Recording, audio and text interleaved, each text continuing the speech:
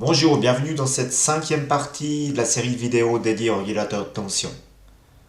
Dans celle-ci, on va analyser un deuxième montage limiteur de courant.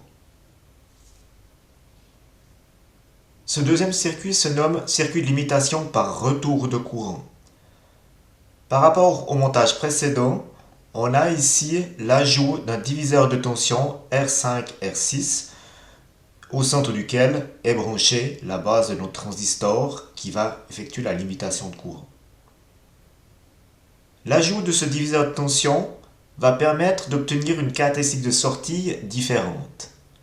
Dans le cas ici, comme pour le montage précédent, on va aller jusqu'à un courant maximum et ensuite on va limiter. Dans le cas du montage précédent, dans ce montage-là, une fois atteint le courant de sortie maximum, on y restait jusqu'au courant de court-circuit. Dans ce deuxième montage, une fois atteint le courant de sortie maximum, si la résistance de charge continue à diminuer, on a la tension de sortie et le courant de sortie qui vont diminuer. Ce qu'on voit ici sur la caractéristique. Et on a ici notre point de court-circuit avec la tension de sortie qui sera nulle. Et dans ce cas-là, on a un courant plus faible que notre courant maximum qui est ici. Ceci va permettre de limiter le courant de court-circuit et de limiter la puissance dissipée par notre transistor Q1. Et de ce fait-là, diminuer l'échauffement de notre alimentation. On va commencer notre analyse par déterminer le courant de sortie maximum que peut fournir notre alimentation. Pour ceci, on va analyser cette partie ici du montage. On va analyser maintenant la partie du circuit qui limite le courant. Dans le montage précédent, on a vu que le courant maximum de sortie dépendait de la tension base émetteur du transistor, dans ce cas la Q2, et de la résistance qui est en parallèle, ici R4. Maintenant, on a l'ajout du diviseur de tension R5, R6 qui va modifier les caractéristiques de sortie de cette alimentation. Si on néglige le courant qui provient de l'émetteur du transistor Q2, le courant de sortie maximum sera égal au courant dans la résistance R4 maximum.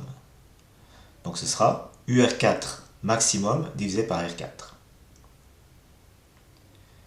Cette tension UR4 va dépendre de la tension aux bornes de R5 ainsi que la tension sur la jonction base émetteur de notre transistor. Donc UR4 sera égal à UR5 plus UBE2. La tension UR5 dépend de la tension UR6 qui, elle, est égale à la tension de sortie plus UBE2. On voit que UR6 est en parallèle avec UBE2 et ici U sortie. On peut utiliser la loi d'Ohm pour calculer UR5 en prenant R5 et IR5.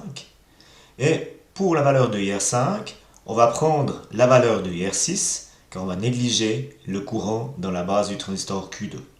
Et dans ce cas-là, UR5 sera égal à IR6 fois R5. Et on va prendre pour calculer UR6 la tension UR6, c'est-à-dire U sort plus UBE2 divisé par R6. On va maintenant substituer dans la formule de UR4 UR5 parce qu'on vient d'obtenir ici, et on obtient la formule suivante. Et maintenant, pour calculer IR4, donc le courant de sortie maximum, on va prendre UR4 et on va le diviser par R4. Et dans ce cas-là, on obtient la formule qui est la suivante. Et ceci va nous permettre de calculer le courant de sortie maximum, ce point ici de notre caractéristique. Une fois qu'on a ce point, maintenant, on va calculer le point qui est ici, le point de court-circuit.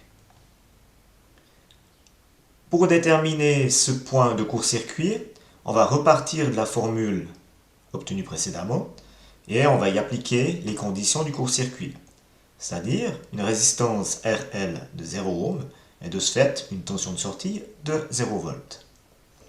Donc il suffit, dans la formule, de remplacer U sortie par 0 volts et on obtient ceci.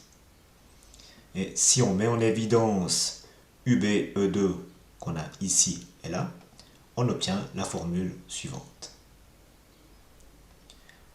Maintenant, on peut placer cette formule ici et on obtient maintenant notre courant de court-circuit.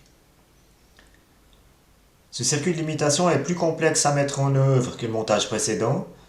Par contre, il présente l'avantage d'avoir un courant de court-circuit plus faible et de diminuer l'échauffement du transistor Q1 dans ce point de court-circuit. Ceci met un terme à cette vidéo. Dans la vidéo prochaine, on va analyser 3 paramètres importants des régulateurs de tension. Je vous remercie de votre attention et je vous souhaite une bonne journée. Au revoir.